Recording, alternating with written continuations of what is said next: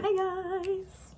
I'm in a good mood today, so I went to the gym this morning and then I went to Marshall's and then I came home and did my makeup, and that was sort of therapeutic for some reason. And now I'm here making a video, and I was inspired to make this video because there's a lot of negative Nancy's, petty Bettys out in the world, you know what I mean? And I feel like some people don't know how to become optimistic or put themselves in a good mood. Oh my god, I have stuff in my hair and my edges. I'm sorry. Just ignore that. I think some people think that some people are naturally happy, but I think people fail to realize that you actually have to train your mind to become happy, because let's be honest, the world is a dark, scary place.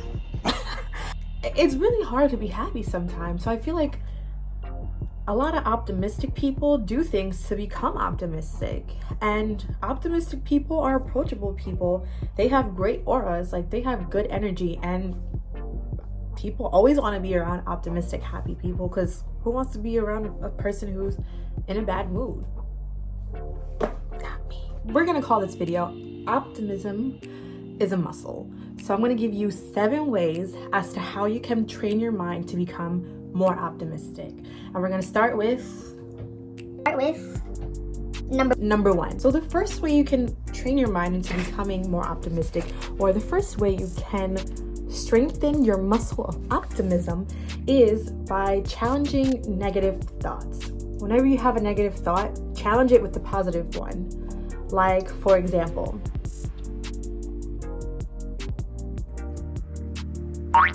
this is a good one.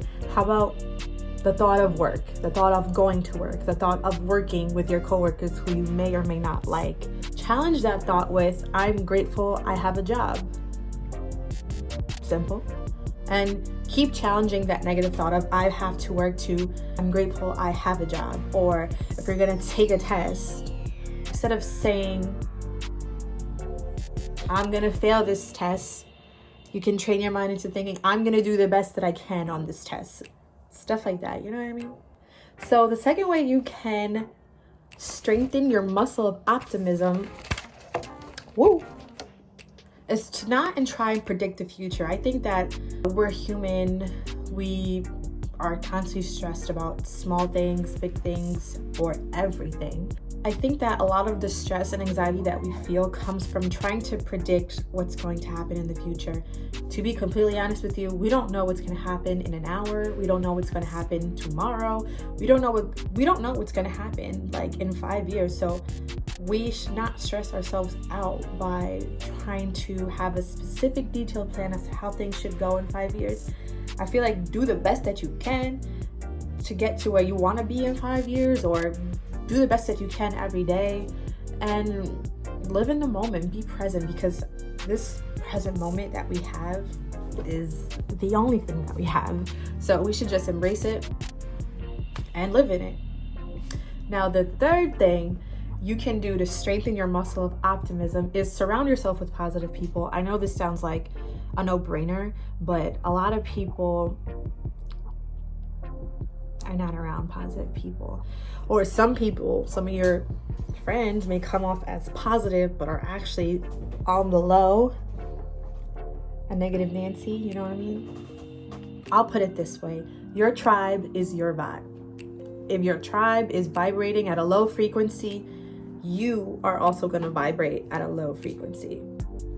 So just be selective with who you want in your circle, who you want around you, because do you remember that expression that people used to say to us growing up? Tell me who your friends are and I can tell you who you are, something like that. That's actually like really, really legitimate. Like, that is a real thing. So guys, just be careful, okay? And me too, Gabby, be careful. The fourth way you can strengthen your muscle of optimism is, this is kind of simple, count your blessings. Sometimes I think we overlook certain things in our lives, certain people, and these are the things that are actually, these things that we overlook are the things that make our lives great. For example, if I were to count my blessings right now, I'm healthy. I have a beautiful family. I'm grateful I have a job. I have people that love me around me. I'm alive. I feel happy. Yeah, and then if you do that every day, like, I think you'll train your subconscious mind into thinking like, no, bitch, we are not struggling. We are blessed to be stressed. The fifth way you can strengthen your muscle of optimism is by creating positive mantras for you. I think this is kind of very important for me because I used to never kind of talk to myself in a positive way. I kind of would feed into all the negative thoughts in my brain. This was the old me. And I took my power back by reciting positive mantras to myself. Some people look in the mirror and do this, but I just kind of just meditate on it. I'll be like, you're beautiful, you're beautiful, you're beautiful. And it sticks. And the last one, the seventh one, is remembering the bigger picture. Sometimes, well, speaking for myself, I think that I still stress over the small things. And in those moments, I think to myself, all right, it's all right. This is life.